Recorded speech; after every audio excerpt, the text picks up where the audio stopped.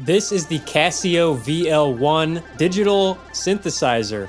This thing is the 8th wonder of the world. I don't know how it was invented in the 80s because it's still so good.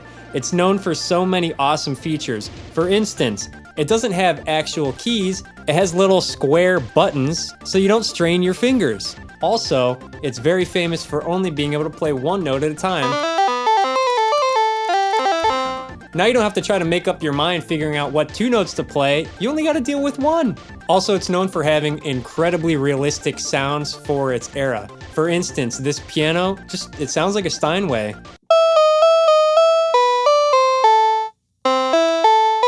This violin, I think it sounds like Itzhak Perlman is sitting right in front of me playing.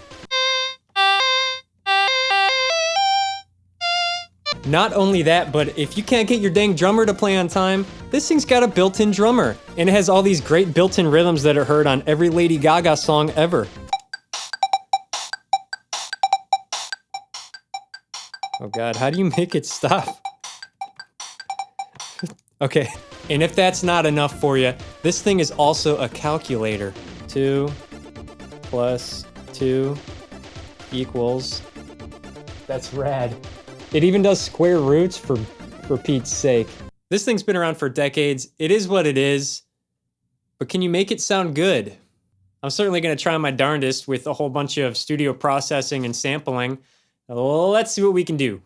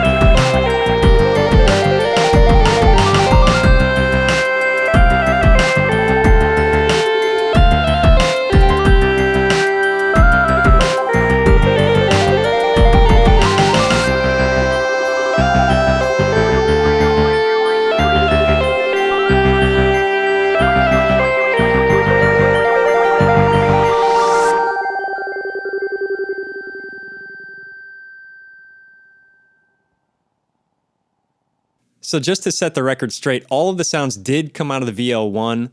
I knew I wanted to modify the sounds or else it would turn into your normal multi-tracking YouTube video, and there's dozens of them already. So I did lots of things like running the sound through the filter of my synthesizer to give it that subtractive synthesis sound.